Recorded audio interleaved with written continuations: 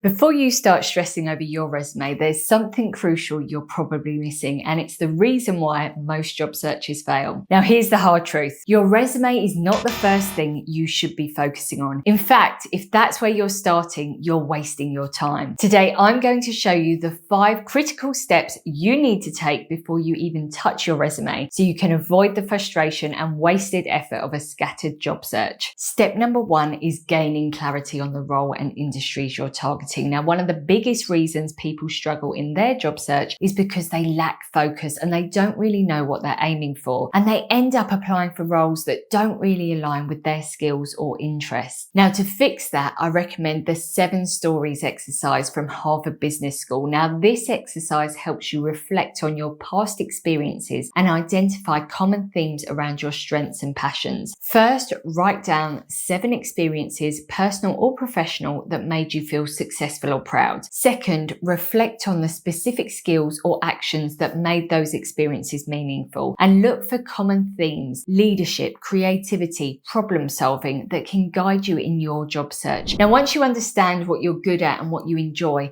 you'll have the clarity you need to target roles and industries that align with your strengths. Now, without this, your job search will feel scattered and become potentially frustrating. To help you with this, I've put a free step-by-step guide together, so if you would like to access this, comment clarity and I'll share it with you. Now, if you're finding this advice helpful, don't forget to hit the like button and help this video reach more people who might need it. Now that you have clarity on the roles you're targeting, the next step is to audit your existing network. Now, this is often an overlooked part of the job search, but your next opportunity could be right in front of you, hidden in your connections you already have. Now, when you audit your network, you're looking for 3 types of people. Potential hiring managers. Now, these are people who work in your target industry or organizations and could be in a position to hire you. And secondly, strong connections. So people who may not be hiring managers, but have connections to the right people and could introduce you to the right decision makers. And then recruiters.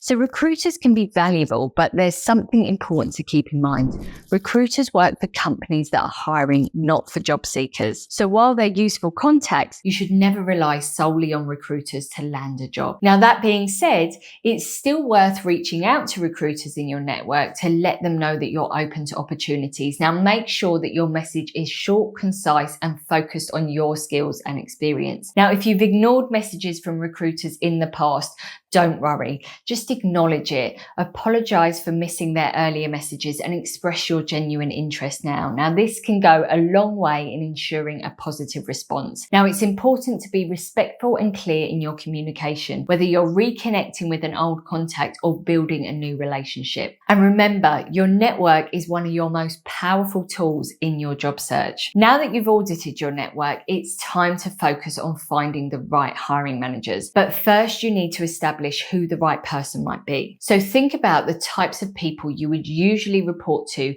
in the roles that you're targeting. Now, is it the manager of the department? Is it a director or maybe a VP? In some smaller companies, it might even be the CEO. The seniority of the role you're applying for and the size of the company will often dictate who the decision maker is. Now, once you have a good idea of who the hiring manager is likely to be, you can start reaching out to them directly. Now, one of the biggest mistakes job seekers make is contacting HR or talent acquisition teams. While they're involved in the process, they're rarely the decision makers. So you want to reach out to the person who's feeling the pain of not having someone in that role. And this is usually the manager or the leader who will be directly supervising the new hire. These are the people who have the urgency to fill the role, know exactly what they're looking for, and ultimately will be the ones that make the final hiring decision. Now, once you've identified these individuals, connect and reach out to them with a short, concise message about how your skills align with the job that they've advertised. If you need help crafting this message, check out my video on the 3-sentence cover letter,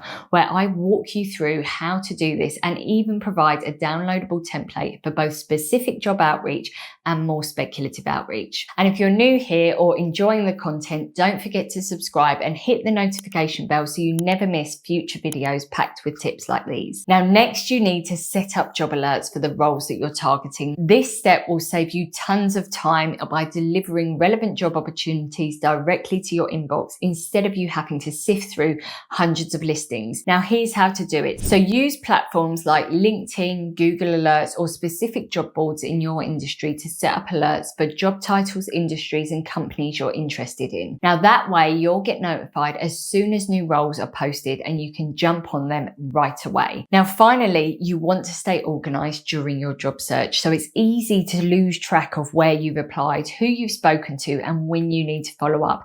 And that's why you need a job search tracker. So a job search tracker can be as simple as a Google Sheet or Excel file where you log the details of every role that you apply for. Now, I recommend including fields for company name, job title, date of application, method of application. So was it LinkedIn, email, maybe a referral, follow-up dates, results, and this will help you stay on top of the follow-ups and keep everything organized so that you're not applying for the same role twice or forgetting about important opportunities. Now, I've created a job tracker template that you can download for free in the description below. Now, by following these steps, you'll make your job search more focused, efficient, and ultimately more successful. And only after completing these steps should you start updating your resume, because now you'll know exactly what you're targeting. But if you've taken all these steps, including perfecting your resume, and you're still not landing interviews, it might be time to get some personalized support to break through the barriers. And that's where my Career Growth Accelerator program comes in.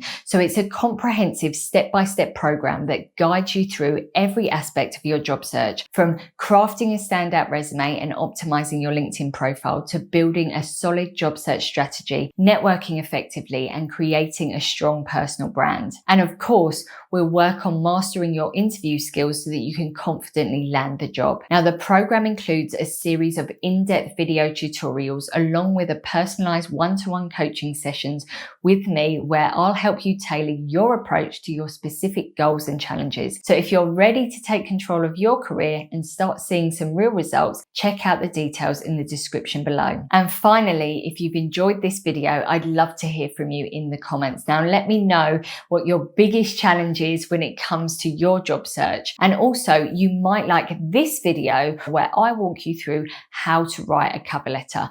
I'll see you there.